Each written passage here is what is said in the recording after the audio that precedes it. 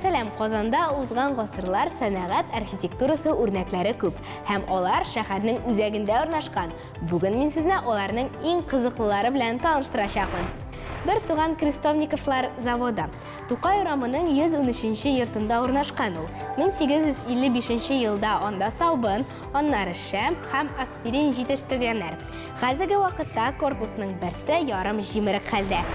Алафуза фабрикасы. Хәзерге лофт 2013 елда 19 гасырның урталарында төзелгән җитен әрләү фабрикасы урынында урнашкан.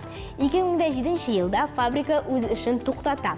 Бу бик серле урын, аның белән бик күп тарихи истәлекле мизгелләр бар.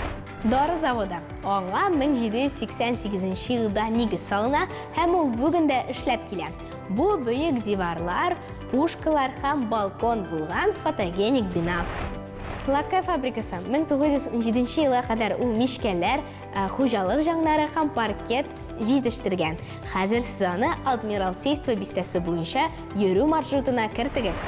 3-нче номерлы тегү фабрикасы. Бина Герман Бакулин проекты буенча 1987 елда төзелә.